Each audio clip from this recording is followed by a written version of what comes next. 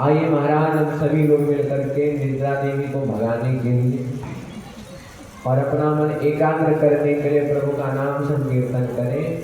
तदुपरांत हम सभी लोग भागवत गीता के धागे रथी में अवगाहन करेंगे कि बोल हरि हरि हरि बोल केशव माधव गोविंद बोल बोल हरि हरि हरि बोल केशव माधव गोविंद बोल बोल हरि हरि हरि बोल केशव माधव गोविंद बोल बोल हरि हरि हरि बोल केशव माधव गोविंद बोल। नाम प्रभु का है सुखकारी, पाप कटेंगे क्षण में भारी। नाम प्रभु का है सुखकारी, पाप कटेंगे क्षण में भारी। नाम प्रभु का है सुखकारी, पाप कटेंगे क्षण में भारी। नाम प्रभु का है सुखकारी, पाप कटेंगे क्षण में भारी। हरि मानव इत कितौ न डोल, हरि मानव इत कितौ न डोल। बोल हरि हरि हरि बोल केशव माधव गोविंद बोल बोल हरि हरि हरि बोल केशव माधव गोविंद बोल। प्रेम से बोलिए वृंदावन बिहारी लाल की, सदि गुरुदेव भगवान की, कृष्ण कन्हैया लाल की। अब महाराज श्रीमद् भागवत जी में सबसे पहले मन महाराज की 3 पुत्रियों के वंश के बारे में वर्णन किया गया, जिनमें मन सतरूपा की 3 बेटियां थीं और उनमें से मझली बेटी माता देवहूति का विवाह महामुनि कर्दम जी के साथ में हुआ। भाई कर्दम जी ने विवाह तो कर लिया, परंतु विवाह के समय की शर्त रखी कि देवी एक संतान होते ही मैं विरक्त हो जाऊंगा और प्रभु के भजन में मस्त हो जाऊंगा। माता देवहूति ने शर्त को स्वीकार किया और बड़े ही धूमधाम से हर्षोल्लाह के साथ में बड़ा दिव्य विवाह हुआ। विवाह होकर के जो ही कर्दम मुनि घर को आए तो आते ही अखंड समाधि उन्होंने लगाई, और जब उनकी अखंड समाधि लग गई तो माता देवहूति ने भी अपना सारा श्रृंगार का परित्याग करके अपने पतिदेव की सेवा में ही रत हो गई। अब कई सालों तक समाधि लगी रही, अखंड समाधि लगी रही, और उसके बाद में जब समाधि खुली तब कर्दम मुनि ने क्या देखा कि मनुपुत्री तो अभी भी मेरी सेवा में रत है, अभी भी मेरी सेवा कर रही है। अब तो प्रसन्न हो गए मनु महाराज और कहा प्रभु इस संसार में सबसे ज्यादा प्राणी को क्या प्रिय होता है?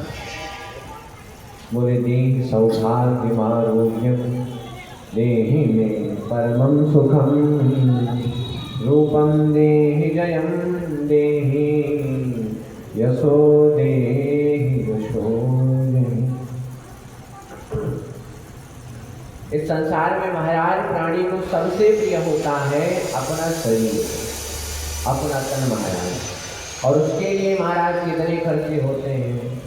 बढ़िया सी कोई क्रीम लाओ जा करके, ब्रांडेड महाराज फेस वॉश भी होना चाहिए, बढ़िया सी एक साबुन भी होनी चाहिए लगाने में, उसके बाद में परफ्यूम होनी चाहिए। परफ्यूम तो एक प्रकार की नहीं महाराज, 10-20 प्रकार की।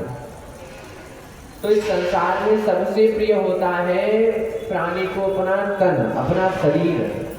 और मन पुत्री, तुमने मेरी सेवा के लिए अपने शरीर की सेवा ना करी, इसलिए तुष्टो हम तम मानेंगे, हम तुमसे बड़े प्रसन्न हुए हैं। कहिए तुम्हें क्या चाहिए, क्या इच्छा क्या है तुम्हारी। तब माता देवहूति ने कहा कि प्रभु, हम दोनों ने गृहस्थ धर्म को अपनाया है। देखिए महाराज, या जो गृहस्थ धर्म होता है बड़ा दिव्य धर्म होता है। क्योंकि कदाचित महाराज यदि आप बाबा वैरागी बन गए, संन्यास ले लिया, तो केवल आपके पास एक ही कार्य होगा कि बस हमें प्रभु का भजन करना है और कुछ नहीं, बस अपना पेट भरो फिर भजन करो। भजन भोजन दो ही काम होंगे। पर तो गृहस्थ में महाराज क्या होता है कि व्यक्ति के पास 100 काम होते हैं। एक दो महाराज नहीं बल्कि 100 काम होते हैं, 100 प्लस भी हो सकते हैं। इधर उनको भी लिखो, उधर वो आ गए उनसे मिलो, इधर रिश्तेदार आ गए, और उस 100 कामों से अपना समय निकाल करके यदि आप भागवत जी का श्रवण कर रहे हो तो आप ज्यादा फलदायी हो, आप ज्यादा विशेष हो, आपको ज्यादा महत्व मिल रहा है श्रवण करने से, आपको ज्यादा फायदा हो रहा है। क्योंकि बाबा वैरागी हो तो एक ही कार्य है कि बस हमें श्रवण करना है, कुछ नहीं करना। परंतु जो 100 कार्यों से निपट करके जो कथा का श्रवण कर रहा है, उसके इतना बड़ा परम धन्य तो इस संसार में कोई हो ही नहीं सकता। बोलो राधे राधे। तो माता देवहूति ने कहा कि प्रभु, हमने गृहस्थ धर्म को अपनाया है, इसलिए एक संतान तो हमारी अवश्य होनी चाहिए। प्रसन्न हो गए कर्दम मुनि और कहा ठीक है, देखिए यदि आपकी यही इच्छा है तो हम इच्छा को ही पूर्ण करेंगे। अब तो महाराज जो ही संकल्प लिया श्री कर्दम मुनि ने, और संकल्प लेकर के जो ही छोड़ा तो कामक विमान बन करके प्रकट हो गया। डीजल पेट्रोल का कोई झंझट नहीं महाराज, ना सर्विस होती है। बस कामना करो कि अमुक स्थान चलो, बस वहीं पर वो जाए करके प्रकट हो जाता था। कामना से चलने वाला दिव्य विमान प्रकट किया। परंतु माता देवहूति उस विमान में बैठने से डगमगा रही थी कि प्रभु इसमें कैसे बैठूं, क्योंकि न जाने कितने दिन हो गए और सही से हमने स्नान भी नहीं किया है। इसलिए महाराज माता देवहूति घबरा रही थी। कर्दम मुनि समझ गए और तुरंत कहा, देवी जी जाओ पहले इस सरोवर में डुबकी लगाओ, स्नान करो। तो 10 कन्या, 1000 कन्याएं उस सरोवर में प्रकट हो गई और मल मल करके एकदम दिव्य अप्सरा जैसा दिव्य श्रृंगार उनका कर दिव्य श्रृंगार किया। तो माता जो देवहूति थी वो प्रसन्न हो गई और प्रसन्न चित्त होकर के महाराज उस विमान में वो आरूढ़ हुई। और आरूढ़ होने के बाद कन्याओं को जन्म दिया कर्दम मुनि ने। एक बार कर्दम मुनि ने विचार किया कि भैया, हमने तो कहीं संकल्प लिया था किसी जमाने में कि एक संतान होते ही मैं विरक्त हो जाऊंगा, बाबा वैरागी बन जाऊंगा, घर परिवार से कोई लेना देना नहीं रहेगा। परंतु अब तो भैया 9 संतानें हो चुकी है, इसलिए अब मुझे नहीं रुकना चाहिए, मैं तो जा रहा हूँ भजन करने। जो ही जाने लगे तब माता देवहूति ने रोका और कहा, प्रभु आप कहाँ जा रहे हैं। कर्दम मुनि ने कहा, देवी जी वचन याद करो, मैंने संकल्प लिया था कि एक संतान होते ही मैं विरक्त हो जाऊंगा, परंतु अब 9 संतानें हो चुकी है, इसलिए मैं तो नहीं रुकने वाला, मुझे ना रोको। माता देवहूति ने कहा, प्रभु परंतु ये तो पुत्रियां हैं, उनका ब्याह है जावे कोई अपनी घर चले जाएंगी, ससुराल चली जाएंगी, परंतु फिर म्हारो कौन अवलंबी बनेगा, मेरे क्या होगा भैया, मुझे भी तो किसी के सहारे अपना बुढ़ापा काटना है। इसलिए प्रभु एक पुत्र तो अवश्य ही होना चाहिए। तब कर्दम मुनि को याद आया कि महाराज भगवान ने मुझे वचन दिया था कि कर्दम जी तुम विवाह करो, तुम्हारे जो संतान है वो मैं बनूंगा, मैं बनकर के प्रकट होगा, एक बार तुम विवाह तो करो और महाराज यदि प्रभु ही यहाँ आने वाले हैं तो भला मैं वन जाकर के क्या करूँगा जब प्रभु साक्षात ही तुझे भाई वन इसीलिए जाऊँगा कि प्रभु की प्राप्ति हो जाए। और जब प्रभु ही यहाँ तक आ जाएंगे, होम डिलीवरी वाली सुविधा महाराज, जब पार्सल ही घर पे आ जाएगा तो ऑफलाइन लेने से क्या फायदा, ऑर्डर ही कर देते हैं। इसलिए महाराज हम घर पे ही रुक जाते हैं, जंगल जाते ही नहीं। रुक गए महाराज कर्दम मुनि और कुछ कालांतर के बाद माता देवहूति पुनः गर्भवती हुई और अब की बार इनके गर्भ से साक्षात भगवान कपिल देव जी का प्रादुर्भाव हुआ। बोलिए कपिल देव भगवान की जय हो। अब तो महाराज कपिल देव प्रभु का दर्शन करने के लिए लोक पितामह ब्रह्मा जी अपने 9 ऋषि कुमारों के साथ में आए, क्योंकि जो नारद जी महाराज थे वह छोटे से ही बाबा वैरागी बन गए थे, उनको दुनिया से कोई लेना देना नहीं था। इसलिए 9 ऋषि कुमारों के साथ में मिलने के लिए आए तो कर्दम मुनि ने बड़ा दिव्य भव्य स्वागत किया कि आइए आइए प्रभु। भाई अब आप ही लोग विचार कीजिए, लोग पितामह ब्रह्मा जी थे, जैसे हमारे योगी बाबा। अब महाराज योगी बाबा की बात तो दूर ही छोड़िए, हमारे घर में यदि कोई विशिष्ट व्यक्ति आ जाता है, कोई बड़ा अफसर आ जाता है कि नहीं सेवा करते, नहीं भैया ये लाओ वो लाओ, चाय बनाओ, बिस्कुट लाओ, नाश्ता खाना खा करके जाना। अब कर्दम मुनि के यहाँ तो साक्षात सृष्टि के रचनाकार ब्रह्मा जी ही आए हैं, बड़ा दिव्य भव्य स्वागत किया, आसन दे करके बिठाया और एक निवेदन किया कि प्रभु हमें आपसे एक बात कहना चाहते हैं कि हमारे यहाँ 9 कन्या है और आपके यहाँ 9 ऋषि कुमार हैं। जोड़ा अच्छा बन जाएगा, कहाँ हम ढूंढते फिरेंगे, कहाँ आप जाओगे। अब ब्रह्मा जी तो सृष्टि करने के लिए आगे ही थे। ब्रह्मा जी ने हाँ कुछ नहीं देखा, देखने वाला भी कोई व्यवस्था नहीं, बस महाराज कर दो, हो गया, फिक्स है, करो, चटमंगनी पट ब्याह। अब तो महाराज ब्याह होने लग गया।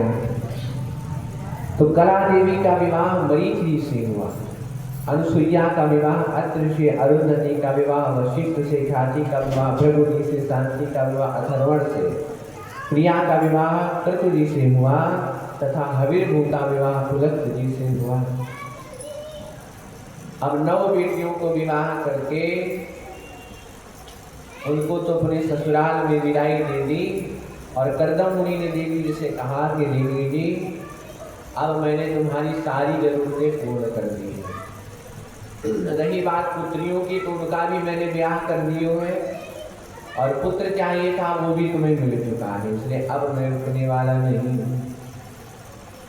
ना कर्दम मुनि रुके और ना माता देवहूति ने उन्हें रोका और चलते चले गए, वन में जाए करके वनवास धारण कर लिया।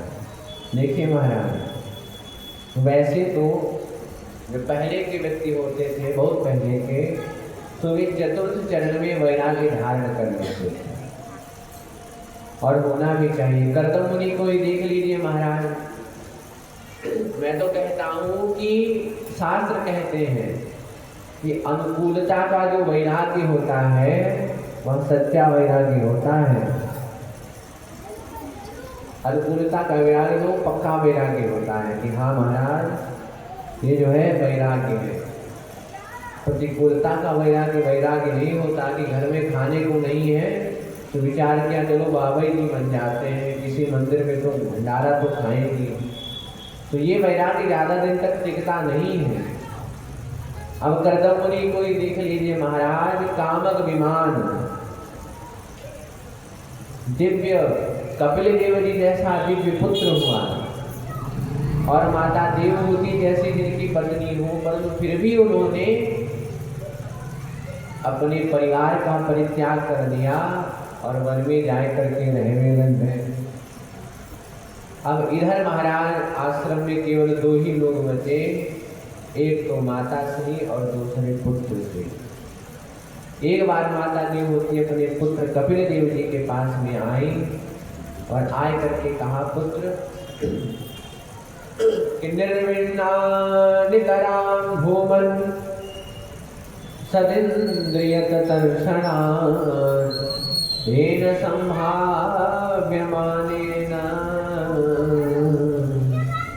प्रपन्नार्थं तमः प्रभु। माता देवहूति ने कहा कि हे प्रभु, अब मैं आपसे बात पूछना चाहती हूँ कि मैंने न जाने इस संसार में कितने प्रकार के विषयों का उपयोग किया है। इतनी व्यवस्था तो महाराज कोई अपेक्षा नहीं कर सकता जितनी मुझे प्राप्त हुई है। इसलिए प्रभु अब मुझे ये बताइए, इतनी सब व्यवस्था का निरीक्षण करने के बाद में भी मेरे मन को जो पूर्ण संतुष्टि होनी चाहिए वह संतुष्टि नहीं है। और वह संतुष्टि क्यों नहीं है, यह तो मैं स्वयं भी नहीं जानता हूँ। तब कपिल भगवान ने कहा, माता जी इसका उपाय मैं बताता हूँ। माता देवहूति ने कहा, पुत्र आज मैं तुझे अपना पुत्र नहीं समझ रही हूँ।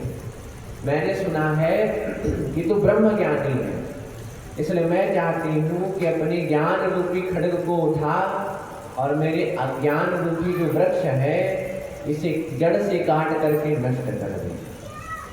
मैं तुम्हारी शरण में आई हूँ कि तन्त्वागताहं शरणं शरण्यं स्वभृत्य संसारतरोद्धारं जिघांसयाहं प्रकृते पुरुष्य नमामि सधर्मविदां।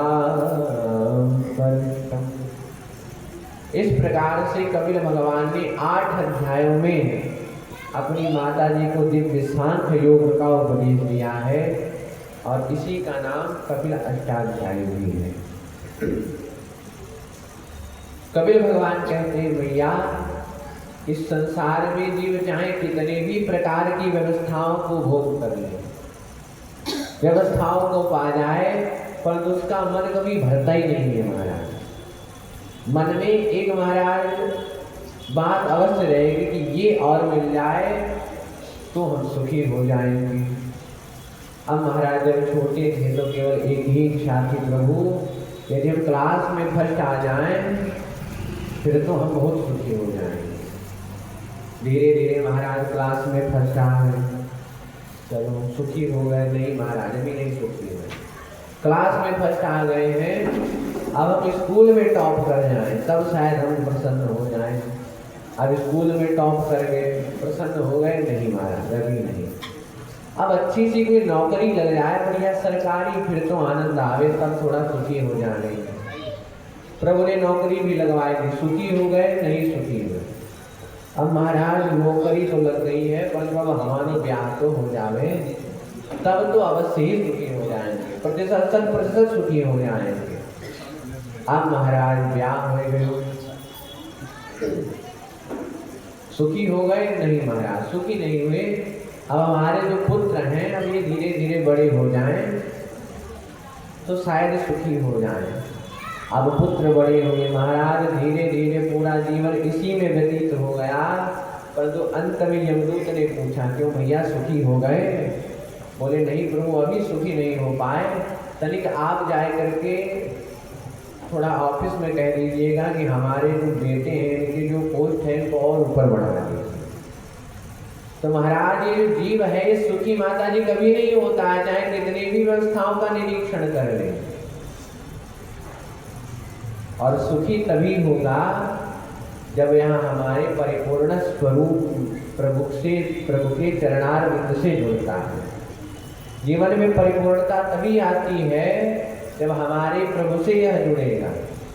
क्योंकि माता जी गुणे सुसक्तम बंधाय रक्तम वा पुरुष मुक्त है, चाबी एक होती है ताली की, और उसको इधर मोड़ दोगे तो बंद हो जाएगा,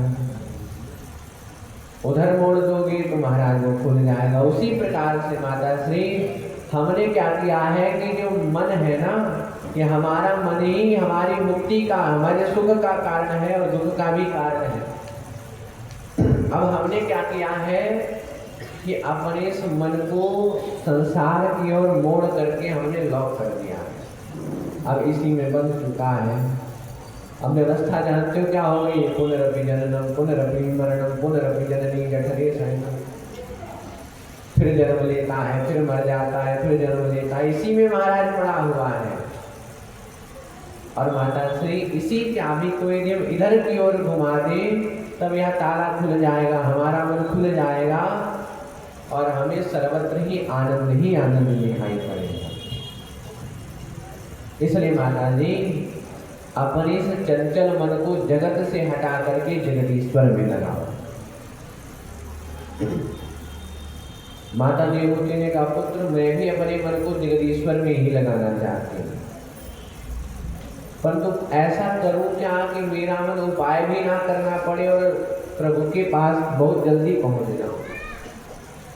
कुछ इससे मेरी फास्ट वाली कुछ सुविधा हो तो मुझे बता दें कि हम जल्दी से प्रभु को मिल जाएं या प्रभु हमें मिल जाएं। तब कपिल भगवान ने कहा कि माता श्री इसका सबसे अच्छा केवल एक ही उपाय है कि संतों का संग। किसी को करंट लग रहा हो, किसी ने तारों को करंट के तारों को पकड़ रखा हो और आप जाए करके उसको, है कि नहीं? उसी प्रकार से हम में इतनी पवित्रता नहीं है कि हम साक्षात प्रभु को ही प्रभु के साथ ही ले चलिए, हमें अपना जो है शिष्य बना दीजिए। परंतु महाराज अब क्या हो गया है, यदि ठाकुर जी प्रकट हो जाए और कहें भैया हमारे शिष्य बनोगे तो पहले को पकड़ लें, क्योंकि हमें पवित्रता नहीं कि हम प्रभु को ही साक्षात पकड़ लें। इसलिए जो ये संत लोग हैं इन्होंने प्रभु को पकड़ रखा है, इनका मन प्रभु में लग चुका है और प्रभु की भक्ति में जो भक्ति का करंट है वो इन्हें लग रहा है संतों को। और यदि हम संतों को जाकर के पकड़ लेंगे तो जितना करंट उन्हें लग रहा है उतना करंट हमें भी भक्ति का लगेगा।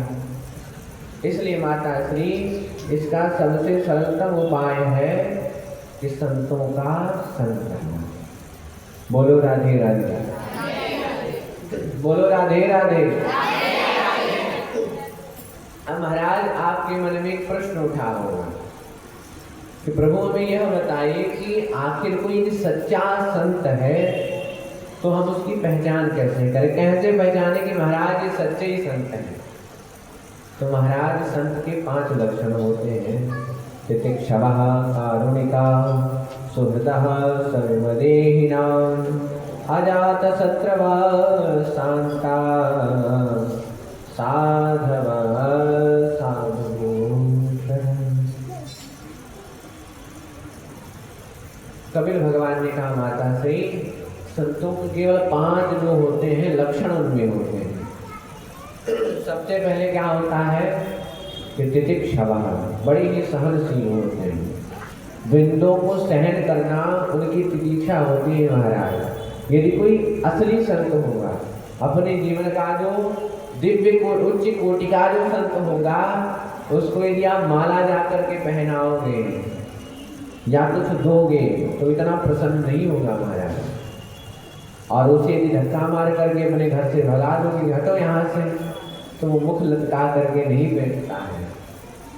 तो ये लक्षण है तो वह असली संत है। और कारुणिका, ये जो असली संत होते हैं ना बड़े करुणावान होते हैं, क्योंकि संत यदि कदाचित आपको अपने जीवन में दुखी नजर आए कि आज संत रो रहा है तो अपने दुख से दुखी नहीं होता, बल्कि दूसरे को दुख में देख करके वह दुखी होता है कि प्रभु इसका कल्याण कैसे होगा। बोलो राधे राधे। और एक और है इनका लक्षण कि संत हृदय नवनीत समान। ये जो संतों का हृदय होता है ये बड़ा कोमल होता है। यदि आप उनके सामने थोड़े से भी अश्रु बहा दें तो फिर वो आपकी चिंता का समाधान करके ही रहेंगे। और शांता, बड़े ही शांत स्वभाव के होते, ज़्यादा बोलना उनके दीक्षा नहीं होती। तो यदि ये 5 लक्षण किसी संत में हैं तो वह संभवतया सच्चा संत है, उच्च कोटि का संत है। और माता श्री, यदि ऐसे संतों का आप संग करोगी, भगवत रंग में रंगे हुए रसिकों का संग करोगी। देखिए प्रभु, अभी कल क्या है, हमारी यहाँ के जो प्रिंसिपल हैं श्री योगेंद्र भैया जी, उनसे बात हो रही थी तो उन्होंने कहा कि थोड़ा थोड़ा गुलाल मंगा देंगे और कल जब कृष्ण जन्म होगा तो थोड़ा थोड़ा सबके लगवा दिया जाएगा, आनंद आएगा।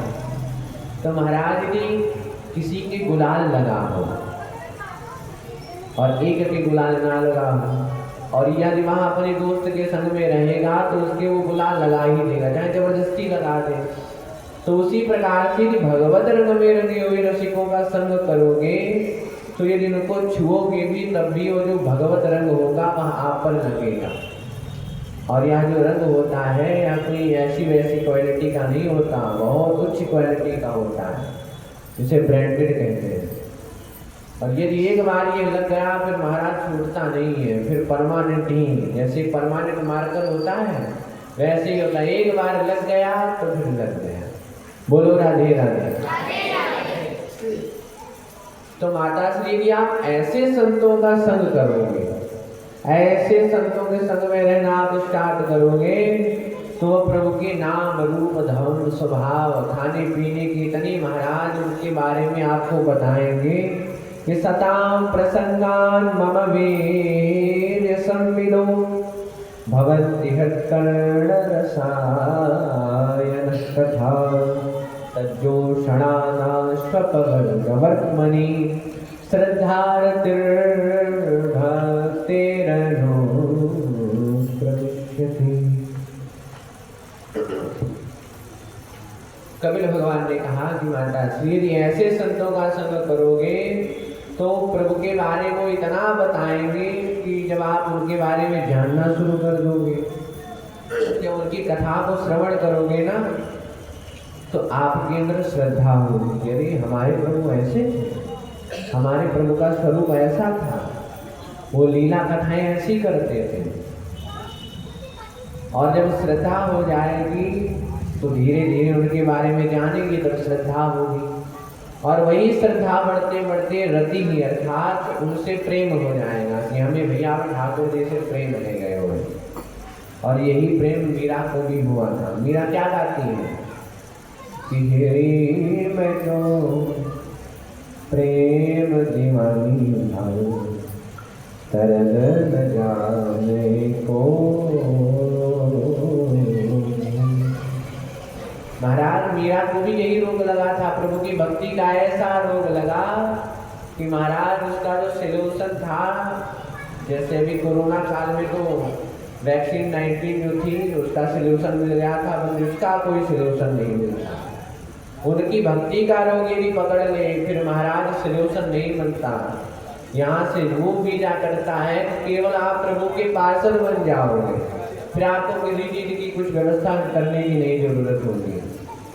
बढ़िया से बड़े बड़े लोग आएंगे, आपका पूजन अर्चन करेंगे और कहेंगे प्रभु बस एक बार हमारे प्रभु से आप मुलाकात करवा दो क्योंकि आप पार्षद होंगे, तो आपका भी बड़ा सम्मान होगा। इसलिए माता जी आप ऐसे दिव्य संतों का संग कीजिए और इनके संग करने से ही तुम्हें भगवत प्राप्ति शीघ्र हो पाएगी। माता देवहूति कहती है प्रभु पुत्र मुझे एक बात बता दे कि आखिरी जो भक्त होते हैं वो कितने प्रकार के होते हैं, क्योंकि मैंने किसी से सुना नहीं कि कितने प्रकार के होते हैं, अब तुम बता दो कितने प्रकार के होते हैं। कपिल भगवान ने कहा कि माता श्री जो भक्त होते हैं वो 3 प्रकार के होते हैं। एक प्रकार के भक्त वो होते हैं जो केवल देव प्रतिमाओं में ही अपने प्रभु का दर्शन करते हैं, वो तो महाराज सामान्य भक्त होते हैं जैसे हम सभी लोग हैं। एक भक्त वो होते हैं जो अपने गुरुदेव भगवान में, अपने माता पिता में ही अपने प्रभु का दर्शन करते हैं, वो सामान्य कोटि के भक्त होते हैं, बीच के। परंतु महाराज जो हर प्रत्येक प्राणी में, प्रत्येक जीव जंतु में जो अपने प्रभु का दर्शन करता है वह उच्च कोटि का संत होता है, वह उच्च कोटि का भक्त होता है। उसके इतना बड़ा भक्त तो कोई हो ही नहीं सकता है। प्रेम से बोलिए वृंदावन बिहारी लाल की। बड़ा दिव्य वर्णन किया कपिल देव भगवान ने, और समस्त वर्णन को सुनकर के माता देवहूति ने कहा, पुत्र मैंने तुम्हारे इस पूरे प्रसंग का केवल एक ही सार निकाला कि यदि कोई चांडाल भी हो और यदि वह भी प्रभु के शरण ग्रहण कर ले, फिर उसका कल्याण होने में कोई रोक ही नहीं सकता है। ब्रह्मा भी प्रकट हो जाए फिर भी उसके कल्याण को नहीं रोक सकते। इस प्रकार से महाराज वर्णन किया है, और वर्णन करते हुए कहा, पुत्री जो अभागा जीव है ये तो इस संसार के चक्कर में ऐसा पड़ गया है कि जन्म लेता है और फिर इसी में मर जाता है। इसलिए महाराज हम कहते हैं कि मान मेरा कहना नहीं तो पछताएगा, और मिट्टी का खिलौना मिट्टी में मिल जाएगा। इसलिए माता श्री आप मेरी एक बार बात मान लीजिए अपने कल्याणार्थ। अब तो महाराज कपिल भगवान ने ऐसा दिव्य पावनोपदेश दिया कि माता देवहूति ध्यान मग्न होकर के बैठ गई, और जो ही प्रभु का दिव्य ध्यान किया, प्रभु की भक्ति हृदय में उत्पन्न हुई, तो महाराज वहीं से अंतर ध्यान हो गई माता देवहूति। साक्षात प्रभु ने उन्हें अपने धाम में ही बुला लिया। बोलो राधे राधे। अब महाराज इतना कह करके जब दिव्य उपदेश हुआ, जब उनकी माता श्री चली गई, तब कपिल भगवान को लगा कि हमें भी नहीं रुकना चाहिए और हमें भी चलना चाहिए। इसलिए कपिल भगवान भी उठ करके चल दिए, और जब समुद्र के पास, सागर के पास पहुंचे, तब महाराज सागर ने बड़ा दिव्य भव्य स्वागत किया। और आज भी श्री कपिल देव भगवान सागर के बीच में मध्यांतर्गत आसन लगाए हुए बैठे हुए हैं, और मकर संक्रांति के पर्व पर हम सभी भक्त जो होते हैं गंगा के तट पर जाते हैं श्री कपिल भगवान का दर्शन करने के लिए। बोलिए कपिल भगवान की, कृष्ण कन्हैया लाल की। आइए महाराज कुछ देर हम लोग संकीर्तन करें। बड़ा दिव्य, जिसे हमने सुना है कि सती चरित्र दिव्य प्रसंग आने वाला है, इसलिए संकीर्तन करें जिसमें निद्रा देवी भाग जाएं, और सावधानी से हम लोग श्रवण करें। तो आइए हम सभी को करते हैं कि श्री कृष्ण गोविंद हरे मुरारी, हे नाथ नारायण वासुदेव। श्री कृष्ण गोविंद हरे मुरारी, हे नाथ नारायण वासुदेव। हे नाथ नारायण वासुदेव, हे नाथ नारायण वासुदेव, हे नाथ नारायण वासुदेव, हे नाथ नारायण। जय जय श्री कृष्ण गोविंद हरे मुरारी, हे नाथ नारायण वासुदेव। श्री कृष्ण गोविंद हरे मुरारी, हे नाथ नारायण वासुदेव, हे नाथ नारायण वासुदेव, हे नाथ नारायण वासुदेव, हे नाथ नारायण वासुदेव।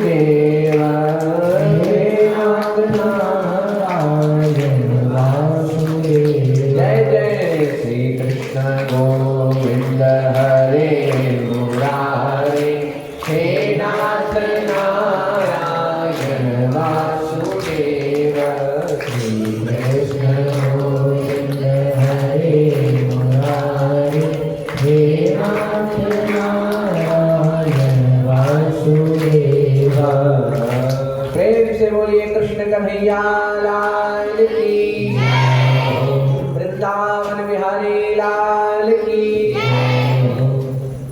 तो मनोस्तु सदरूपायां त्रिस्रः कन्या चतुर्गृहे आकोतिर्देव होतेश्च प्रसूते ऋतुः। अब महाराज तो चतुर्थ स्कंद में हम सभी लोग प्रवेश करते हैं। सुखदेव जी महाराज कहते हैं, परीक्षित अब मनु महाराज की सबसे बड़ी बेटी आकुति का विवाह ऋषभ प्रजापति के साथ में हुआ, जिनके यहाँ साक्षात भगवान यज्ञ नारायण प्रकट हुए। और यज्ञ नारायण प्रभु के जो विवाह था वो दक्षिणा नामक कन्या से किया गया, इसलिए बिना दक्षिणा के यज्ञ अपूर्ण माना जाता है। बोलो राधे राधे। अब महाराज की जो सबसे छोटी पुत्री थी, जिनका नाम था प्रसूति, उनका विवाह जो था वो दक्ष प्रजापति के साथ में हुआ, जिनके यहाँ 16 कन्याएं थी, जिनमें से 13 धर्म की पत्नी बनी और धर्म की एक मूर्ति नामक की पत्नी थी। इनके गर्भ से साक्षात भगवान नर नारायण प्रकट हुए, जो आज भी बद्री नारायण धाम में विराजमान है। अब पुत्री बची 3, जिनमें से स्वाहा नामक पुत्री का विवाह अग्निदेव को कर दिया। स्वाहा नामक पुत्री अग्निदेव को ब्याही, इसलिए जो ब्राह्मण लोग जब हवन कराते तो कहते हैं स्वाहा। तो स्वाहा महाराज और कुछ नहीं है, बल्कि अग्निदेव की पत्नी का नाम है। क्योंकि महाराज जैसे हम लोग अभी कोई पूजन करते हैं तो बिना पत्नी के पूजन जो है वो अपूर्ण माना जाता है। इसीलिए महाराज बिना पत्नी के महाराज अग्निदेव की पत्नी तो स्वाहा देवी है, उनके बिना हवन भी तो अपूर्ण माना जाएगा। इसीलिए जो स्वाहा नाम है अग्निदेव की पत्नी से का नाम है। एक पुत्री स्वधा, तो स्वधा नामक पुत्री पितरों को ब्याही। हम लोग अभी जब पितृपक्ष में तर्पण करते हैं ना तो कहते हैं तस्मै स्वधा तस्मै स्वधा तस्मै स्वधा। तो ये जो स्वधा शब्द है ये पितरों की पत्नी का नाम है। और एक पुत्री जिनका नाम था सती देवी, वो भगवान शंकर को ब्याही।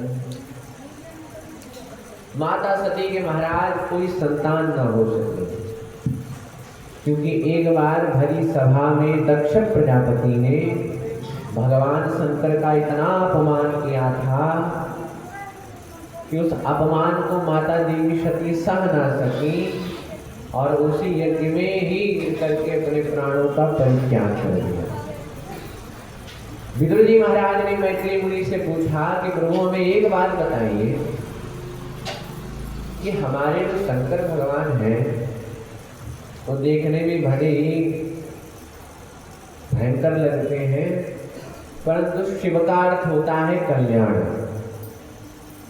तो हमारे प्रभु इतने भोले भाले कल्याण स्वरूप भगवान शंकर को भला दक्ष ने द्वेष क्यों किया, और इतना द्वेष किया कि अंततोगत्वा माता सती को अपने प्राणों का ही परित्याग करना पड़ा। प्रभु तनिक हमें विस्तार से बताएंगे। तब मैत्री मुनि ने कहा कि विदुर जी महाराज ध्यान से सुनें। जिस समय लोक पितामह ब्रह्मा जी ने अपने परम प्रिय पुत्र दक्ष को प्रजापति घोषित कर दिया, अब प्रजापति का पद पाते ही दक्ष में थोड़ी जो गर्मी वो ज्यादा आती। देखिए महाराज, जब गद्दी जो सत्ता होती है वो जिसके पास आती है तो थोड़ा जो उसका ऑरा होता है वो बढ़ जाता है। अब दक्ष का जो ऑरा था वो ज्यादा ही कुछ बढ़ गया, ओवर कॉन्फिडेंस हो गया। अब इसके स्वागत समारोह में महाराज अनेकानेक प्रकार के जो संत महात्मा समस्त देवी देवता बुलाए गए और त्रिदेवों को भी आमंत्रित किया गया। ब्रह्मा जी विष्णु जी महेश भी आए, परंतु जो ही आए तो महाराज जैसे इसने एंट्री ली सभा में तो समस्त संत महात्मा देवी देवता तो खड़े हो गए, खड़े होकर के इसका स्वागत करने लग गए। परंतु महाराज अब अभिमानी की यही एक पहचान होती है, ध्यान से सुनिएगा महाराज। अब अपने महाराज निगाहों से उसने जब पूरी सभा पर दृष्टिपात करके देखा तो उसके अभिमानी व्यक्ति की यही पहचान होती है कि हजारों लोग उसके सामने हाथ जोड़े खड़े होंगे, प्रभु आइए, परंतु कोई एक ना खड़ा हो तो उसकी दृष्टि उसी पर पहले जाएगी। तो दक्ष ने देखा प्रभु सभी तो यहाँ खड़े हुए हैं, पर 3 लोग तो खड़े ही नहीं हुए भैया। अब ब्रह्मा जी पर जब दृष्टि गई तो विचार किया, अरे प्रभु ये तो हमारे पिताश्री हैं। महाराज पुत्र चाहे कितना बड़ा हो जाए, पर जो पिता, तो पुत्र चाहे कितना भी बड़ा हो जाए, पिता उसके लिए सदा सर्वदा बड़ा ही होता है। दक्ष ने विचार किया कि भैया तो भैया कुछ कहने वाला है नहीं, इन्होंने ही हमको गद्दी में बिठाला है। विष्णु जी पर जब नजर गई तब विचार किया कि भाई इनसे भी महाराज उलझने वाला नहीं है। परंतु ज्यों ही भगवान शंकर पर दृष्टि गई, अब तो क्रोध से लाल पीला हो गया। साहाग्नया साधूनां विव्रतो वृत्तं न ज्ञानान्न चमत्सरां न ज्ञानान्य चमत्सरां। दक्ष ने कहा कि प्रभु और कुछ कहना नहीं चाहूँगा, हमारा जो मूड है वो खराब है। बस इतना कहना चाहूँगा कि सभ्य समाज में कोई असभ्य व्यक्ति का प्रवेश नहीं होना चाहिए, क्योंकि महाराज सभ्य समाज में कोई असभ्य व्यक्ति आकर के बैठ जाए तो प्रजा का सारा स्वरूप बिगड़ जाता है। अब तो सब एक दूसरे का मुख देखने लगे कि भैया यहाँ पर असभ्य कौन है, क्योंकि महाराज दूसरे में सब निकालते हैं दोस्त, ये ऐसे हैं वैसे, अपने में कोई नहीं देखता। तो देखे भैया यहाँ असभ्य तो कोई है ही नहीं, तो इन्होंने इशारा किसकी ओर किया? बोलो राधे राधे। तो महाराज इन्होंने किसकी ओर इशारा किया हमें तो बताइए। सब जब एक दूसरे का मुख देखने लग गए तब महाराज दक्ष ने कहा कि तुम लोग इधर उधर क्या देख रहे हो, ये तुम्हें शंकर दिखाई नहीं पड़ता है क्या? महाराज यदि सभ्य समाज में बैठ रहा तो सभ्यता आती ही 24 घंटे भूत प्रेतों के संग में बैठा रहता है, इसलिए शिष्टाचार कहाँ आएगा? ये शंकर जो है ये हमारे लिए कलंक है, इसे यहाँ से तुरंत हटाया है। किसी ने कहा प्रभु आप तो इनमें बड़े भाई दोष दिख रहे हैं, क्या बात है? जब अपनी पुत्री का हाथ सौंपा था तब ये सब नहीं दिखता था क्या? अब तो दक्ष और लाल पीला हो गया। अरे प्रभु ये तुमने कैसे कह दिया? मैंने अपने पिता ब्रह्मा की आज्ञा का पालन करने के लिए ही अपनी बेटी का हाथ इनको दिया था, वरना महाराज गृहस्वा मृगसावाक्ष्या पाणी मरकट लोचना, कहाँ मेरी मृगलोचनी कन्या सती और कहाँ ये बंदर की आंख वाला शंकर? भैया ये जोड़ी थोड़ी है कोई। किसी ने कहा ठीक है प्रभु ये कहना चाहते हो तुम कहेंगे तो। भगवान शंकर तो सब सुन रहे हैं परंतु बोल कुछ नहीं रहे हैं, और इसी का नाम है सहनशीलता। भगवान शंकर यदि चाहते तो 1 मिनट में महाराज दक्ष का अस्तित्व मिट सकता था, परंतु नहीं, कोई बात नहीं भाई, कोई कह रहा है तो कह लेने दो, उससे अपना मन जो है संतुष्टि पा लेने दो। अब महाराज ने वो ज्यादा ही कुछ कह दिया तो नंदीश्वर से नहीं रहा गया, तमक करके खड़े हुए तारी ये तो हमारे प्रभु को कह रहा है, भैया हम कैसे रह जाएं? जो ही खड़े हुए भगवान शंकर ने कहा देखो नंदीश्वर इतने ज्यादा कूदो मत आगे आगे, क्योंकि ससुराल की जो गालियां होती है महाराज वो सबको खानी पड़ती है। कोई पहले खा लेता है और हम थोड़ी बाद में खा रहे हैं, इसलिए तुम भी बैठो तुम्हें भी खाने को मिलेगी, टेंशन ना लो। अब महाराज परंतु दक्ष का क्रोध नहीं माना, दक्ष तो बढ़ते ही चला गया महाराज। अब स्थिति ये आ गई कि अंततो गत्वा दक्ष ने श्राप ही दे दिया कि प्रभु मैं दक्ष प्रजापति इस शंकर को श्राप देता हूं कि किसी भी यज्ञ में शंकर का कोई भाग नहीं हुआ। अब तो महाराज नंदीश्वर ने कहा, अरे भैया ये तो ससुर दामाद की बात नहीं रहेगी, बात तो श्राप पर आ गई है। अब तो तमक करके खड़े हो गए और कहा, ए दक्ष प्रजापति, जब से तुझे पद मिला है तो पद के मन में भगवान शंकर की महिमा भूल गया है।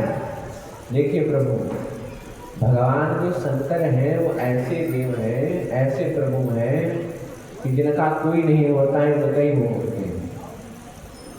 एक बार महाराज क्या हुआ कि जब सर्व बड़े परेशान हुए, सर्पेश लेकर आया परीक्षित के पुत्र जन्मे लेने, तब उसके बाद में सर्पों की दहशत हो गई कि जिसके यहाँ भैया जाएंगे हानि पहुँचाएंगे। रोते रोते सर्प भगवान शंकर के पास पहुँचे, का प्रभु अब आप ही हमारा कुछ कीजिए, हम यदि शांति से भी कहीं से गुजर रहे हैं और जो देखता है तो हमारा मुख कुचल करके फेंक देता है, तो हमारा तो कल्याण कीजिए, हमें कोई ऐसा स्थान दे दीजिए कि हम वहाँ पर सुकून से रह सके। भगवान ने कहा, देखो भैया ऐसा तो कोई स्थान तो है नहीं, आओ हम तुम्हें अपने कंठ में ही धारण कर लेते हैं, हमारे कंठ से कोई महाराज तुम्हें टच नहीं करेगा, ये जो हमारा कंठ है ना यहाँ तक कोई पहुँच ही नहीं सकता है। अब भैया सर्प को अपने कंठ में धारण कर लिया। एक दिन भिक्षु, समस्त भिक्षु रोते हुए आए करके प्रभु से कहा, प्रभु अब हमें बताइए हम क्या करें, हमें तो जो कोई देखता है सो तो महाराज वहीं पर हमें प्राणों की घाट उतार देता है, हम क्या करें। शंकर भगवान ने कहा, प्रभु अब इतनी ही तुम्हें प्रॉब्लम हो रही है तो आओ तुम हमारे कुंडल बन जाओ। अब कुंडल बनाए करके उनको अपने कर्ण में धारण कर दिया। इसलिए जो भगवान शंकर है ये सबका हित करते हैं, जिसका कोई नहीं होता उसके भगवान शंकर होते हैं। बोलो राधे राधे। इसलिए महाराज नंदीश्वर ने कहा, भैया ये तो बात श्राप पर आ गई है और जब से तुम्हें पद मिला है तब से बड़बड़ाए जा रहे हो, जाओ हम भी तुम्हें श्राप देते हैं कि तुम्हारा जो मुख है वो बकरे का मुख लग जाए, तुम मिरमिर बहुत ज्यादा करते हो। अब तो भैया दक्ष के उधर से जो थे वो भृगुमुनि खड़े हो गए। अब भृगुमुनि की जो दाढ़ी थी, बियर्ड जिसे कहते हैं इसमें, अब उनकी एक आदत थी भृगुमुनि की कि महाराज जब कोई बात कहते थे तो जो हाथ अपना दाढ़ी पर एक बार जरूर फेर लेते, तब बात कहते थे। जो ही महाराज खड़े हुए दाढ़ी पर हाथ फेरा, ये नंदीश्वर, जिस ससुर दामाद की बात है तू क्यों बीच में कर रहा है, भैया तेरी तो कोई बात भी नहीं हो रही है, इसलिए जाओ हम भी तुम्हें श्राप देते हैं कि जितने भी शिवगण हैं पाखंडी हो जाए। अब तो शिवगणों पर बात आई तो समस्त शिवगण खड़े हो गए, ये भृगुमुनि ये दाढ़ी पर हाथ फेरना नहीं है, तुमने मुझे जो है पाखंडी कहा, हम भी तुम्हें महाराज श्राप देते हैं कि जाओ तुम्हारे जैसे जो चाटकार ब्राह्मण है वो भिगवंगे हो जाए, सर्वभक्षी हो जाए। अब शंकर भगवान ने जो दृश्य देखा तब विचार किया, अरे प्रभु ये स्वागत समारोह हो रहा है या श्राप समारोह, सब एक दूसरे को श्राप दिए जा रहे हैं, वो उनको दे रहे हैं, वो उनको दे रहे हैं भैया, इसलिए इसका कारण हम भी हैं, हमें यहाँ से हट जाना चाहिए। भगवान शंकर ने अपने गणों को शांत किया और कहा कि अब जा रहे हैं, अब हम हमें ही भेज देंगे, चलो हमारे कैलाश। अपने गणों को शांत करके महाराज प्रभु पुनः अपने कैलाश पर आ गए। परंतु दक्ष के हृदय का जो क्रोध था वह कम नहीं हुआ महाराज, वह बढ़ते ही चला गया। अब भगवान शंकर से द्वेष करके अब की बार दक्ष ने हरिद्वार के कलखल में एक बहुत बड़ा विराट यज्ञ रखा। विराट यज्ञ का आयोजन किया और अनेकानेक महाराज देवी देवताओं को बुलाया और बुलाए करके सभी को आमंत्रण दिया, छोटे से छोटे देवी देवताओं को भी आमंत्रण दिया। परंतु महाराज भगवान शंकर को कोई आमंत्रण नहीं पहुंचा। यहाँ तक महाराज व्हाट्सएप मैसेज भी नहीं किया कि पढ़ लेते तो आ जाते, कुछ नहीं हुआ। अब सवेरे से ही, अब देखिए महाराज होता क्या है कि दो लोगों के बीच में जब झगड़ा हो रहा हो ना, लड़ाई हो, तो बीच के तीसरे लोग जो होते हैं वो बड़ा आनंद लेते हैं कि अब आया मजा, बहुत दोस्ती दिखा रहे थे। अब ससुर दामाद का भैया झगड़ा चल रहा है, अब देवता तो कनखल की ओर जा रहे हैं, तो अपने विमान में एक्स्ट्रा एग्जॉस्ट फिट कराए हैं, गड़गड़ाते हुए ऊपर से निकल रहे हैं बुलेट के जैसे। भाई शंकर भगवान तो सब समझ रहे हैं कि क्या हो रहा है, कैसे हो रहा है, क्यों हो रहा है, परंतु माता सती को कुछ ज्ञान नहीं है कि क्या है भैया। विमान घड़ी टूट नहीं रही है कि एक देवांगनाओं से अर्थात एक देवी से माता सती ने इशारे से पूछा कि अरे बहन बड़ा श्रृंगार करके जा रही हो, ये तो बताओ कि जा कहाँ रही हो, हमें भी तो बताओ, हम भी चले। तब उन्होंने कहा कि अरे बहना, तेरे पिताजी ने हरिद्वार के कनखल में बहुत बड़ा विराट यज्ञ किया है, सारी दुनिया वहां जा रही है और तू अभी अपने मायके में ही है। अरे जल्दी से काम धाम कर, तू भी आ। अब तो बड़ा जोर का झटका लगा माता सती को। विचार किया, प्रभु मैं तो जो हमारे पिताजी हैं उनके सबसे लाडली पुत्री हूँ मैं, और महाराज आज उन्होंने जो है मुझे कोई मतलब पत्र ही नहीं भेजा, निमंत्रण ही नहीं भेजा महाराज। हमें तो लग रहा है अरे पत्र की निमंत्रण ना भेजते तो एक व्हाट्सएप मैसेज ही कर देते, हम पढ़ लेते तो चले आते, परंतु वो भी उन्होंने नहीं किया। परंतु प्रभु एक बात को हम जानते हैं, आइए हम सभी लोग संकीर्तन करते हैं कि हरे राम राम राम हरे हरे, हरे कृष्ण कृष्ण हरे हरे, हरे राम राम राम हरे हरे, हरे कृष्ण कृष्ण कृष्ण हरे हरे, हरे राम राम राम हरे हरे, हरे कृष्ण कृष्ण कृष्ण हरे हरे, हरे राम राम राम हरे हरे, हरे राम राम राम हरे हरे, हरे कृष्ण कृष्ण कृष्ण हरे हरे, हरे कृष्ण कृष्ण कृष्ण हरे हरे। माता सती ने विचार किया कि प्रभु मुझे तो मैसेज भी कर देती, फिर मैं चली आती, परंतु बिना निमंत्रण के जो हमारे प्रभु हैं वो तो कदाचित नहीं जाने वाले हैं, हिलने वाले नहीं हैं। परंतु फिर भी महाराज लेट्स ट्राई, एक बार देखते हैं, ट्राई करके देखते हैं, शायद मान जाए तो हमारा भी काम हो जाए। माता सती पहुंची, शंकर भगवान के पास पहुंची, प्रभु तो अपने समाधि में थे और अचानक मैया ने प्रभु के चरण दबाना प्रारंभ कर दिया। प्रभु को बड़ा आश्चर्य हुआ था, अरे देवी आज सूर्य का पश्चिम से उदय है, कहा भैया उनका उदय पश्चिम से भयो है, आज आप बिना बताए मतलब मैंने कहा भी नहीं फिर भी आप मेरे चरण दबा रही हो, क्या बात है। माता सती ने कहा प्रभु बात कोई नहीं है, हम पतिव्रताओं का तो यही धर्म ही है कि अपने पतिदेव की सेवा करना और उसी धर्म का मैं पालन कर रही हूँ। प्रभु समझ गए कि किस लिए आएंगे। देखिए महाराज ये जो देवियाँ होती हैं ना, ये अपना कार्य करने में बड़ी कुशल होती है। अपनी जब बात आ जावे फिर तो महाराज कैसे न कैसे बात मन ही जाएंगे, वो करना ही पड़ेगा आपको महाराज, चाहे एक बार में कर लो चाहे 10 बार में कर लो, कार्य आपको वही करना पड़ेगा। माता सती ने प्रभु से कहा प्रभु ज़्यादा कुछ नहीं, काम बस थोड़ा सा ही था कि आप देख रहे हैं सवेरे से ही बड़े बड़े विमान गड़गड़ाते हुए ऊपर से निकल रहे हैं, और आपको पता नहीं है महाराज कि ये जो लोग हैं ये कहाँ जा रहे हैं, ये आपकी ससुराल जा रहे हैं। महाराज माता सती के शब्दों पर विचार करिए, नहीं कह रही हैं कि हमारे मायके जा रहे, नहीं आपकी ससुराल जा रहे हैं।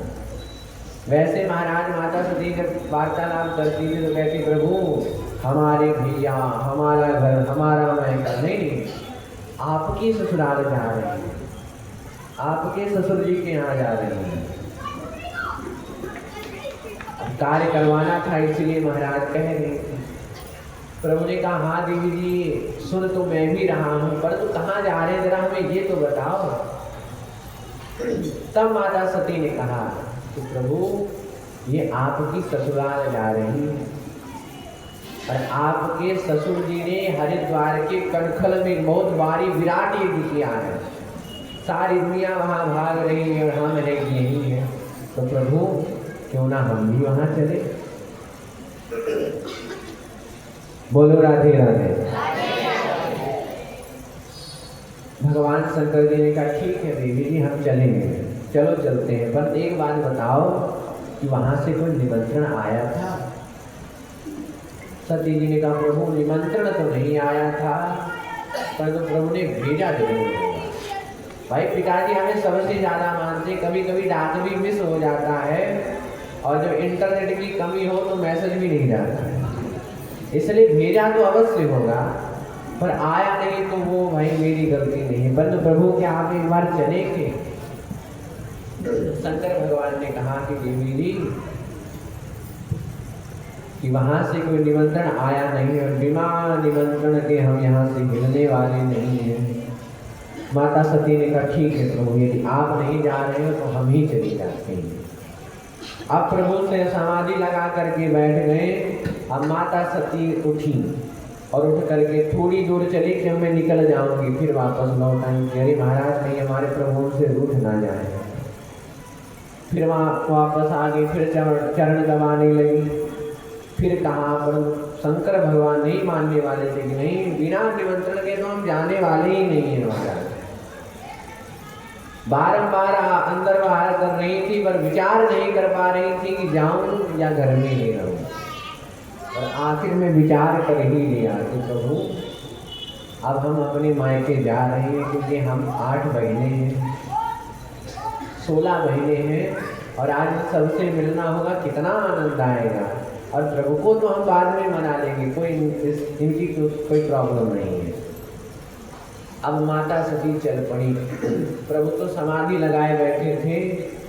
भगवान शंकर ने धीरे से एक नेत्र खोल करके देखा और नंदीश्वर से पूछा क्यों भैया क्या देवी जी चली गई। प्रभु ने कहा हाँ भैया प्रभु वो तो कब की जा चुकी हैं। तुरंत आदेश दिया कि प्रभु आप जाइए और जाने के बाद में उनको आदर सहित मायके तक छोड़ कर के आए। तो आइए महाराज संगीत में करते हैं। हरे राम राम राम हरे हरे, हरे कृष्ण कृष्ण कृष्ण हरे हरे, हरे राम राम राम हरे हरे, हरे कृष्ण कृष्ण कृष्ण हरे हरे। तो महाराज प्रभु ने कहा कि आप जाइए, इन्हें आदर सहित छोड़ करके आए। नंदीश्वर आदि गण चले। बोलो राधे राधे।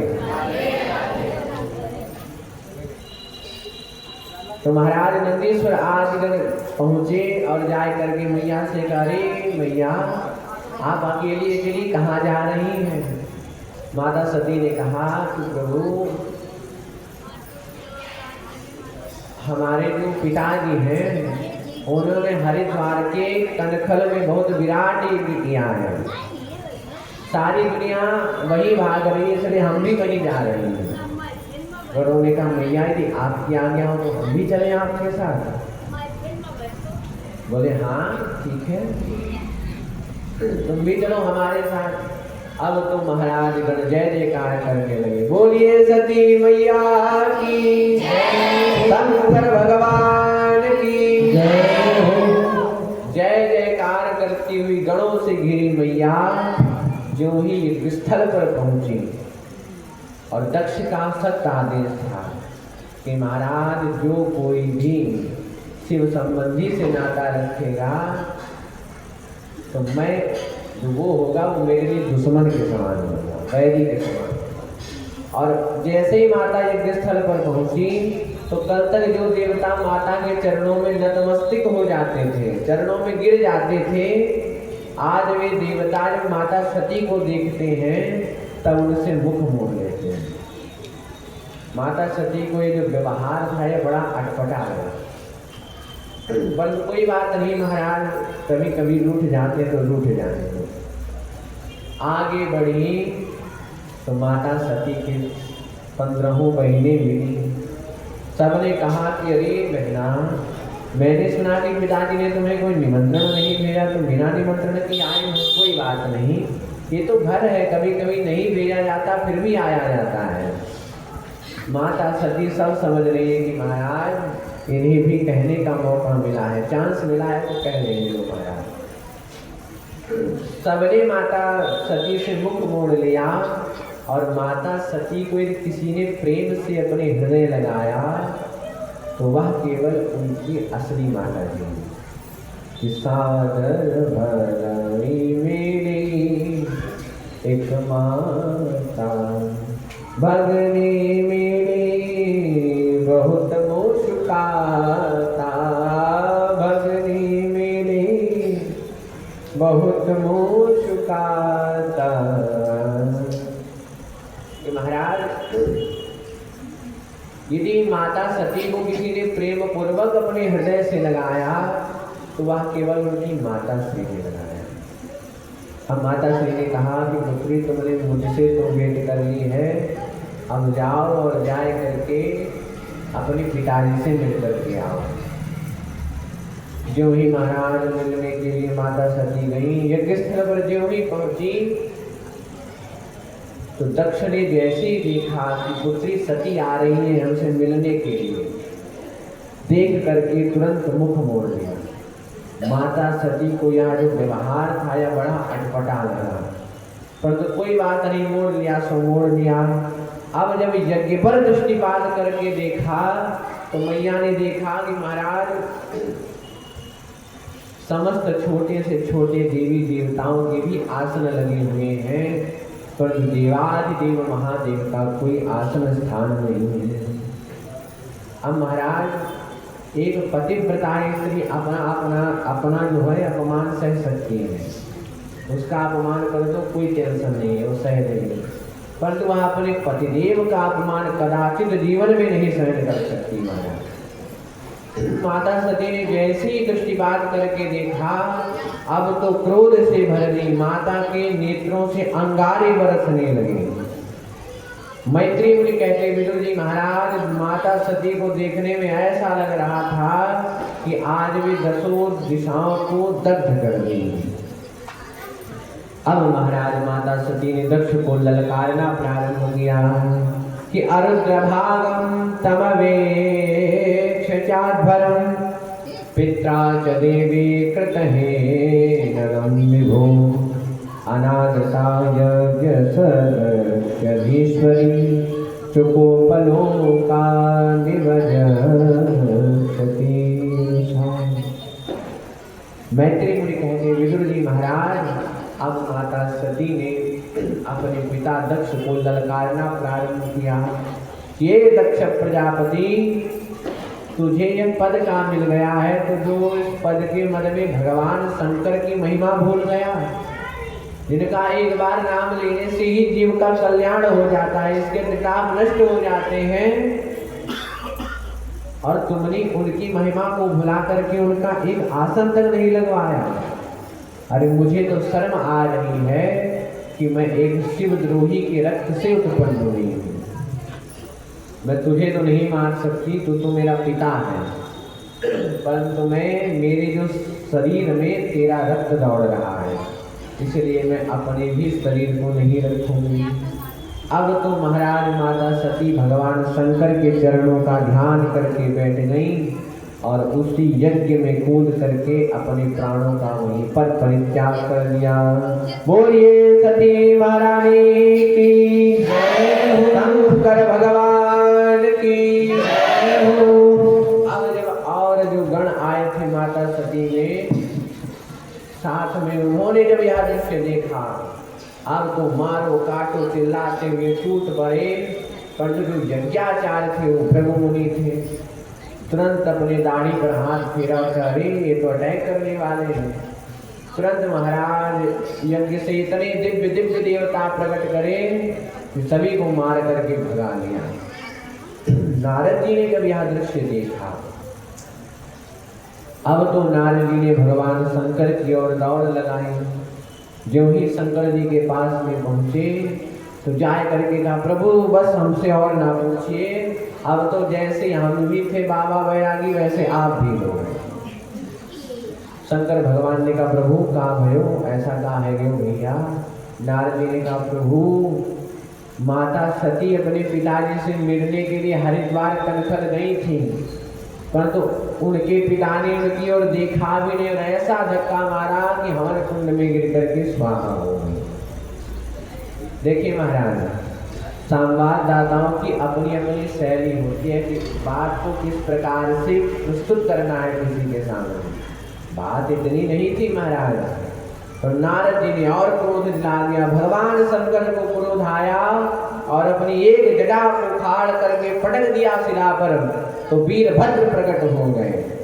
वीरभद्र बोलिए वीरभद्र भगवान की कराल दृष्टो जुलदग्निमूर्धजः कपालमाली विविधा युधाय। भयंकर स्वरूप था वीरभद्र जी का, बड़ी बड़ी जटाएं, लाल लाल नेत्र, भयंकर त्रिशूल हाथ में था।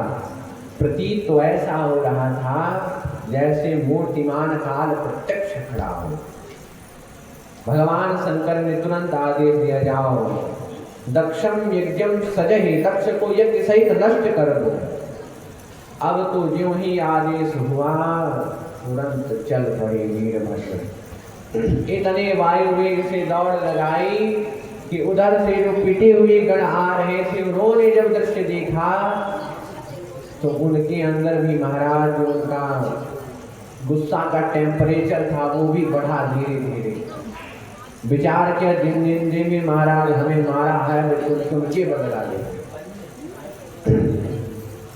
अब तो महाराज इतनी वेग से दौड़े, अब इधर वीर भान कहाँ से उठ रहा है। देखने का प्रभु हमें लग रहा है, एक देवता ने कहा प्रभु हमें लग रहा है कि कहीं गैया चल रही होंगी और किसी चरवाकी नहीं संतिदाश्रवः प्राचीन वर्गी जीवति हो प्रदंडा। महाराज प्राचीन वर्गी का राज्य है, उनके राज्य में कोई भी चोर है ना, वो स्वयं को जो है कह रहे प्रभु हमें जेल में बंद कर लो, हमें चोरी वोरी नहीं करना, खुद ही सरेंडर कर रहे हैं, उनको बंद करने की कोई जरूरत ही नहीं है। इतने सख्त शासक हैं कि उनके राज्य में कोई चोर चोरी करने से ही भयभीत होता है।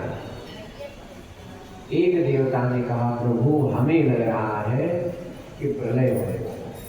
जो ही देवताओं ने भागने की भूमिका बनाई, फिर तो महाराज इतने में उस तूफान ने गिर लिया देवताओं को। वीरभद्र ने आदेश दिया कि महाराज जिस जिसने भी यज्ञ में अपना स्थान विहीना और इष्ट पुष्ट कोई अति बल खीना, किसी के महाराज मुख ही नहीं है और किसी के शरीर भरे में और कुछ नहीं, केवल मुखी मुख है। नयन विहीना, किसी के एक नेत्र ही नहीं है, किसी के शरीर भरे में नेत्र ही नेत्र है। कोई तो महाराज इतना पतला है कि तूफान आ जाए तो पतंग के जैसे उड़ जाता है, और कोई इतना मोटा है कि वो चल ही नहीं पा रहा है। तो जब भयंकर भूत प्रेतों को देखा तब डरे देवता, कहा भागो। वीरभद्र ने कहा पकड़ो, सबको पकड़ो। अब तो महाराज इधर सब बंदी बनाए जा रहे, उधर कुछ भूत प्रेत थे वो भंडारे में गुजरे, भोजनालय में, और खीर के पात्र में घुस करके हर हर गंगे करते उसमें डुबकी लगाए। बोलिए शंकर भगवान की जय हो। उसमें डुबकी लगाने लगे, सब अस्त व्यस्त करने लगे महाराज। इधर अब नंदीश्वर ने बताना वीरभद्र से प्रारंभ किया कि कौन कौन हम पर हंस रहा था। नंदीश्वर ने कहा, प्रभु ये जो भृगु मुनि थे इन्होंने ही दिव्य देवता प्रकट करे थे और हम सबकी पिटाई करवाई थी। वीरभद्र को आया गुस्सा और कुछ तो पाया नहीं मारने के लिए, पकड़ी भृगु मुनि की दाढ़ी और नोच करके हाथ में रख देगी, जाओ महाराज कल्याण हो। एक गण ने बताया, प्रभु ये जो पूषा देवता हैं जब हम मार खा रहे थे तो बड़े दांत दिखा रहे थे, बहुत हमको जो है हमारा हास्य बना रहे थे, बहुत हंस रहे थे हम पर। वीरभद्र को आया क्रोध, एक मुक्का मारा कि जितने भी ये वेदांती हो गए, दांत सब टूट गए महाराज। अब एक गण ने कहा कि प्रभु ये जो भग देवता हैं हमारी जब हम पिट रहे थे तो बहुत आंखें बना रहे थे हमारे, जरा इन्हें भी तो प्रसाद दीजिए। अब तो महाराज वीरभद्र ने क्या किया कि अपने दोनों हाथों से उनके दोनों नेत्रों को ही निकाल लिया, समस्त देवताओं को अंग प्रत्यंग कर दिया। वीरभद्र ने कहा कि अब हम यज्ञ हम पूर्ण करेंगे, बुलाओ मुख्य यजमान को कहाँ है। अब भैया मुख्य यजमान दक्ष प्रजापति आए, कहिए प्रभु क्या बात है, आप गलत एड्रेस पे आए हो, ऐसा कोई यहाँ पर नहीं रहता, आप कहीं और जाइए। वीरभद्र ने कहा, नहीं प्रभु हम पूरी इंफॉर्मेशन लेकर के आए हैं, आप ही हो। अब तो दक्ष को पकड़ करके जकड़ करके पटक करके उनकी मुंडी को मरोड़ करके हवन कुंड में कर दिया। स्वाहा, बोलिए शंकर भगवान की जय हो। समस्त महाराज देवताओं को खंडित करके अंग प्रत्यंग करके जितने भी गण थे वह सब पुनः कैलाश पर आ गए। अब जो देवता खंडित हो गए थे वो ब्रह्मा जी के पास गए और जाए करके कहा, प्रभु अब हम बताइए हम क्या करें, अब हमारा तो कुछ काम नहीं चल पाएगा, भग देवता आगे बढ़ेगा, प्रभु हमारी आदत हो गई है, कुछ बात कहते हैं तो उससे पहले हम अपनी दाढ़ी पर हाथ फेर लेते हैं, कुछ कहना चाहा ब्रह्मा जी से हाथ उठा, फिर याद आए कि भैया जो दाढ़ी थी हमारी बियर्ड वो तो हवन कुंड में स्वाहा हो चुकी है, अब हम किससे कहें क्या करें। ब्रह्मा जी ने कहा, देवताओं अब हम तो कुछ जानते नहीं हैं, क्योंकि वहाँ से इन्विटेशन कार्ड हमें भी आया था कि प्रभु सब परिवार पधारिए, यज्ञ है बहुत बड़ी। भगवान शंकर को नहीं पहुँचा था, भगवान विष्णु जी को भी इन्विटेशन कार्ड पहुँचा था। फिर जब हम वहाँ त्रिदेव हम जब वहाँ नहीं गए तो तुम लोग वहाँ क्या करने गए थे, और जब गए थे तो तुम खुद जानो। देवताओं ने हाथ जोड़े कि प्रभु अब एक बार तो गलती हो ही गई है, अब एक बार हमें माफ कर दीजिए, अब नहीं करेंगे। ब्रह्मा जी ने समझाया कि महाराज तुमने शिव अपराध किया है और माफी तभी होगी जब उन्हीं की शरण में जाओ लौट करके, तभी वो माफ कर पाएंगे, अन्यथा महाराज कोई इसका कोई सल्यूशन नहीं है, ऐसी रहो जिंदगी भर। तब देवताओं ने कहा कि प्रभु कुछ तो होगा सल्यूशन, कुछ कहीं से जुगाड़ बनाइए महाराज। तब ब्रह्मा जी ने कहा, कोई बात नहीं देवताओं, जो भगवान शंकर है ना उनका एक स्वभाव है, प्रसिद्ध स्वभाव कि क्षणे रुष्टा क्षणे दुष्टा रुष्टा पुष्टा क्षणे क्षणे, बहुत जल्दी प्रसन्न हो जाते हैं और बहुत जल्दी रूठ भी जाते हैं।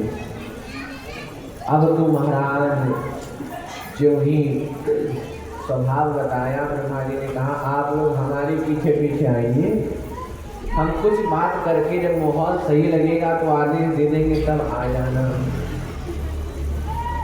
आदेश देंगे तो आ जाना महाराज। कहा ठीक है प्रभु चलिए। आगे आगे ब्रह्मा जी पीछे पीछे समस्त देवता चले। जो ही कैलाश पर्वत पर पहुँचे तब एक विशाल बरगद के नीचे भगवान शंकर समाधि लगाए हुए बैठे हैं। सभी ने उनके वैराग्य स्वरूप का बड़ा दिव्य भव्य दर्शन किया।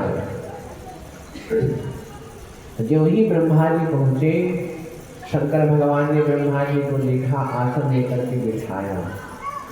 अब जब माहौल थोड़ा नरम लगा तब देवताओं को कहा कि प्रभु व्यवस्था गड़बड़ नहीं है, आ जाएंगे। समस्त देवता दौड़ करके आए और भगवान शंकर के चरणों में गिर करके स्तुति गान करने लगे कि कर्पूरगौरम। हमारे साथ गाइए महाराज कि कर्पूरगौरम करुणावतारम कर्पूरगौरम करुणावतारम संसार सारम भुजगेन्द्रहारम संसार सारम भुजगेन्द्रहारम सदा वसन्तं हृदयारविन्दे सदा वसन्तं हृदयारविन्दे भवं भवानी सहितं नमामि भवं भवानी सहितं नमामि। सभी महाराज समस्त देवताओं ने बड़ी दिव्य स्तुति करी भगवान शंकर के चरणों में। ब्रह्मा जी ने सिफारिश करी कि कहिए प्रभु, अब इनका जो स्वभाव हो चुका है कि वही स्वभाव ही पड़ चुका, अब ये स्वभाव से बड़ी बात नहीं आने वाले हैं, इसलिए प्रभु आपके ही गणों ने इनका यह हाल किया है, अब आप ही इनका कल्याण कीजिए, कुछ कीजिए तो सही, please just my request from you. Brahma ji ने शंकर भगवान ने कहा ठीक है महाराज, पहला पेशेंट कौन है, सामने आप। भृगु मुनि आए, जो ही कहना चाहा हाथ उठा, एक बार दाढ़ी पर हाथ फेर दिया जाए। विचार किया तो महाराज दाढ़ी तो हमारे कुंड में स्वाहा हो चुकी है, वो तो स्वाहा हो चुकी है महाराज, हम कैसे हाथ फेरे। ब्रह्मा जी ने कहा प्रभु इनका स्वभाव ही ऐसा हो चुका है कि एक बार दाढ़ी पर हाथ फेरते जरूर है, इसलिए प्रभु इनका कल्याण कीजिए। बोलो राधे राधे। आगे देवता बढ़े, पूछा देवता आए और कहा प्रभु अब आप ही बताइए हम भोजन कैसे खाएंगे, हमारे तो सारे दांत ही उखाड़ दिए। भगवान ने कहा देखो भैया भोजन का व्यवस्था ना पालो, अब सतुआ घोल घोल के पियो, पृथ्वी बन जाओ। अब पूछा देवता का कल्याण हुआ, आगे भग देवता आए और कहा प्रभु हम क्या करें, हमारे जो नेत्र हैं वो तो नेत्र ही फोड़ दिए, हम जग का दर्शन कैसे करेंगे। भगवान ने कहा कि दर्शन करने की कोई आवश्यकता नहीं है, तुम जो है वो मित्र की दृष्टि से देखने को पाओगे, जाओ कल्याण करो। महाराज सबका कल्याण शंकर भगवान ने किया और अंत में देवताओं ने कहा कि प्रभु सबका कल्याण तो हो गया है, परंतु महाराज ये जो अपूर्ण जो हवन है, यज्ञ है, उसे तो पूर्ण कर दीजिए महाराज, जो आपने अपूर्ण है। शंकर भगवान ने कहा देखो प्रभु वहाँ से हमें कोई इन्विटेशन कार्ड आया नहीं था, इसलिए हमारा जाने का वहाँ कोई हक भी नहीं बनता। समस्त देवताओं ने हाथ जोड़ करके कहा प्रभु नहीं नहीं, हम यह प्रतिज्ञा ले रहे हैं कि आज से जो कुछ बचेगा वह आपका ही होगा। यज्ञंता भोलेनाथ जो कुछ सामग्री शेष बचेगी वो आज से आपकी ही मानी जाएगी। शंकर भगवान ने कहा ठीक है प्रभु, जो ही राम सोई राम, जो ही मिल जाए वही बहुत है, चलो फिर हवन को ही यज्ञ को ही पूर्ण करते हैं। ऐसा विचार करके शंकर भगवान यज्ञ स्थल पर पहुंचे।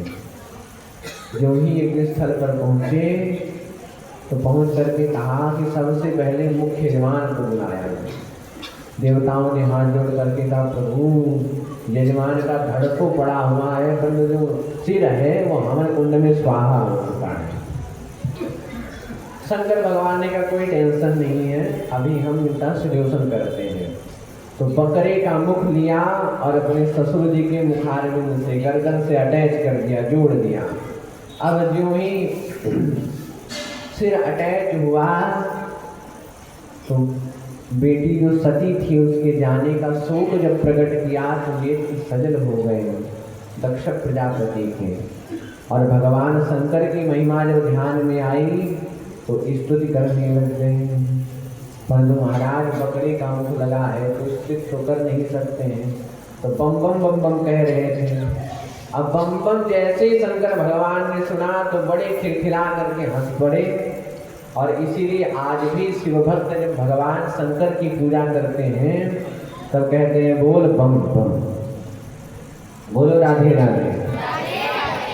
भगवान ने महाराज ससुर जी को जीवित किया और उस अपूर्ण यज्ञ को पूर्ण किया। और पूर्ण करने के बाद में अब इधर सती मैया ने महाराज सती मैया ने अपना देह त्याग किया तो अगले जन्म में हिमालय की पुत्री हुई और पुत्री बन करके व्रत लिया कि वरम शंभु नत रहूं कुमारी, प्रभु मैं अपना पति तो केवल आपको ही मानती हूँ। बड़े बड़े ये भगवान शंकर बड़े प्रसन्न हुए और भूत प्रेतों की बरात लेकर के हिमाचल नगरी आए और माता सती को पुनः अपना बना लिया। बोलिए शंकर भगवान की। मैत्री मुनि कहते विदुर जी महाराज यही कारण था कि माता सती ने अपना देह त्याग किया था और भगवान शंकर ने को पुनः अपनी पत्नी स्वरूप में प्राप्त किया था। इसलिए महाराज समय भी पूर्ण होने वाला है। आइए हम सभी लोग महाराज के संकीर्तन करते हैं, तदुपरांत में आरती करके प्रसाद ग्रहण करके ही घर जाएं। देखिए महाराज अभेद्य हुआ प्रसाद का जो महत्व है वो पंडित जी कह रहे थे व्यास जी आज हम बताएंगे श्रोताओं को कि प्रसाद का महत्व क्या होता है।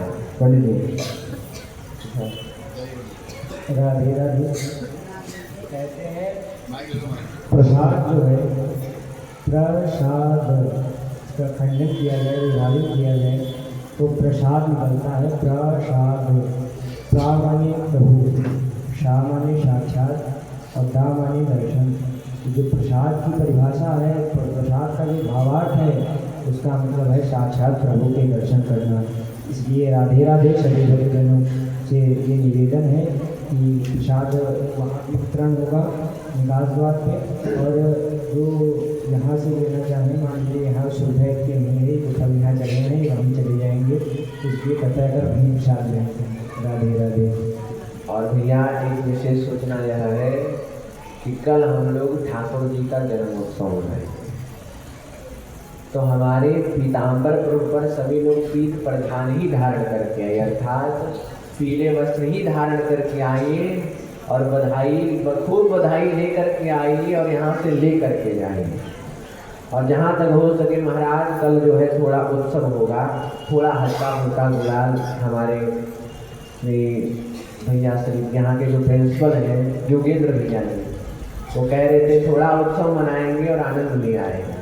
इसलिए आइए हम सभी लोग मिल करके आरती करें और प्रसाद ग्रहण करके ही अपने स्वस्थान को प्रस्थान करें। बोलिए वृंदावन बिहारी लाल की, सदगुरुदेव भगवान की, कृष्ण कन्हैया लाल की, राधा रानी सरकार की, सब भक्तन की, सब संतन की जय जय श्री राधे। होगा निवेदन आपसे यह है कि प्रसाद जाते जाते वहां से लेके जाइए क्योंकि यहाँ पर थोड़ी सी व्यासपीठ पर जगह का अभाव है और यहाँ लिमिटेड लोग ही उपस्थित हो सकते हैं क्योंकि जो सम्मान व्यासपीठ से मिल रहा है वो लोग भी आते हैं तो यहाँ पर थोड़ा सा और हो जाता है। तो निवेदन है प्रसाद ही लेके जाइए, प्रसाद लेने की व्यवस्था बाहर है, आयुष्य जरा देखेंगे इसकी व्यवस्था को। ओम हरे ओम चंद्र